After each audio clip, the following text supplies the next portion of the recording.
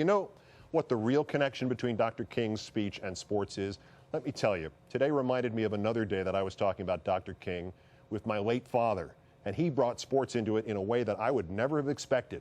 And he revealed something that was to him 66 years after the fact, still personally painful and mortifying in a way I could never have imagined.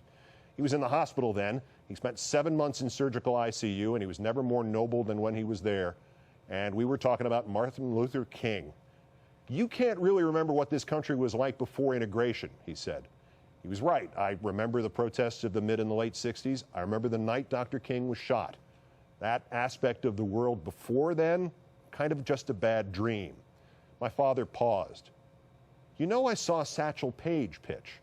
I assumed he had changed the subject. I had had no idea he'd seen Satchel Paige pitch. As far as he'd told me, he'd stopped being a baseball fan in 1948, just as Satchel Paige finally came to the major leagues.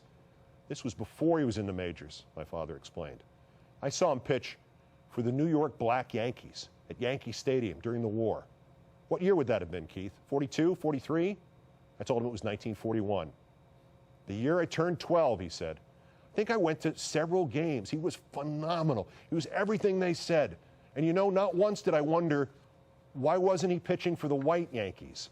I had black friends, I had Jewish friends, I had Catholic friends. I went to school with them.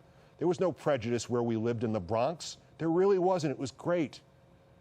He continued, but as I think back on it, not once did I wonder why Satchel Paige wasn't pitching for the white Yankees.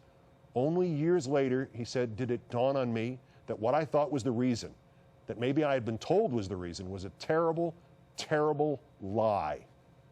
My dad teared up. And I mean, he didn't tear up in that hospital when they came and drew his blood every hour on the hour. Keith, I swear to you, he said, it never occurred to me.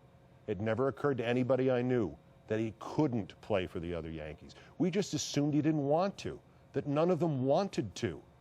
I thought blacks and whites both wanted to be separate, he said. I was old enough to go to Yankee Stadium by myself, and I was still naive enough to believe that Satchel Paige wanted to pitch for the black Yankees instead. Amazing. He kept shaking his head. I asked him when that changed, when he realized all that was a lie. Well, he said, first with Jackie Robinson. But even then, it didn't really hit home. Just how it had poisoned everything. Poisoned everything. Poisoned it beyond our ability to even realize it had been poisoned. It didn't hit home, he said, until I saw what they did to Martin Luther King and the other protesters.